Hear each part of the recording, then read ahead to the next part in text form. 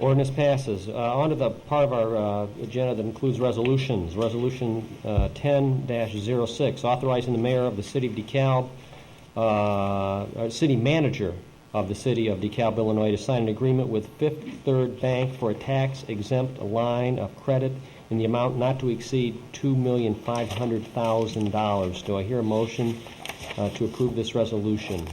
So moved. Moved by Mr. Tarazinski. Second. Second by Mr. Gallagher. Mr. Espiritu. And then we have someone from the audience who would like to Mayor and Council, this was discussed at the Committee of the Whole in January. Nothing has changed since then, so we're asking for approval this evening. Thank you. Mac?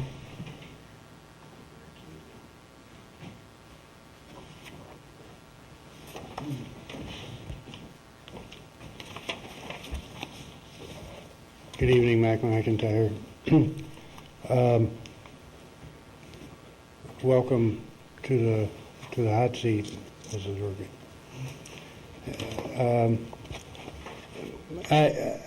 I'm talking about K1 and 2 here. As I was looking at the backup material, it does seem like there were some changes from noted in your backup material from the January City Financial Advisory Committee. I don't have the backup material you do, but there are some changes to it. My concern on K1 is with the agreement with Fifth Third is that the language in the backup material suggests that maybe all details have not been negotiated. And when you're signing an agreement with a variable interest rate, I think you would want to have those things. For example, the rate could be impacted through a material claim against the city of DeKalb. And so, you know, that should be I dotted, T crossed there. And I think all details should be in front of you before an agreement is signed for a $2.5 million revolving line of credit. Again, and that falls in line with the EPI report, because part of the concern with the EPI report was that if we were a self-insured city in the area of liability, we shouldn't enter into one more dime of debt. That was one of the recommendations. And that still is not resolved. Then I've got procedural questions on this resolution. Does this come back then as an ordinance? Is this a change to the city ordinances? And if so, does that not require a public hearing? This is a new policy that I think we may have collectively or consensusly, there's a butchering of the English language, a consensus agreement for the general idea, but everything wasn't worked out. So if it's a change as an ordinance form, then I don't think it should be approved by resolution. And those are my concerns. Thank you. Thank you, Mac. Mr. Espiritu, can you address those two questions? I think the first one had to do with going into a contract like this that might put us in jeopardy as a result to a claim that might be made against us. I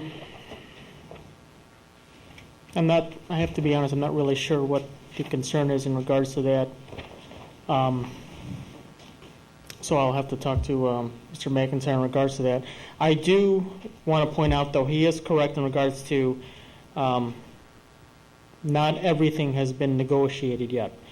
They, as part of the Fifth Third proposal, they had requested that the city provide non-credit business to Fifth Third Bank into amount to be mutually agreed upon. That has not been agreed upon as of yet. That's something we will negotiate. Should council approve this tonight, obviously, we'll try to work that out. If we can't find a mutual agreement, then we'll come back to council with another recommendation or a change order, if you will. So until that's negotiated, we'll continue to work that out. But we wanted to at least get this line of credit in place, obviously just in case for our operations. I think it's important to note, correct me if I'm wrong, Rudy, that other than that point that you just raised, all the other terms and conditions have been outlined in their proposed rate sheets here, or term sheets, I should say. I think it's pretty black and white as to what we're entering into. And then the second question had to do with this, should this come back in ordinance form, or is resolution form just authorizing you appropriate? We're not issuing bonds. That would be a requirement for an ordinance. This is an agreement to establish a line of credit. I think that's appropriate. It's a contract, essentially, that we're entering into, and it's appropriate to do that by a resolution. Questions or concerns? Mr. Tarazinski. A couple things, and I guess maybe to the first question that was asked by Mr. McIntyre regarding any change that occurs in the city's financial condition if a material claim was brought against the city during a period where we had a line of credit and we were drawing on that line of credit. Is the question what might happen to the interest rate if our financial condition would change during that period? Is that a fair question? Okay. Yep. No, I think I understand the question now. Obviously, we have a variable rate, so that can change monthly.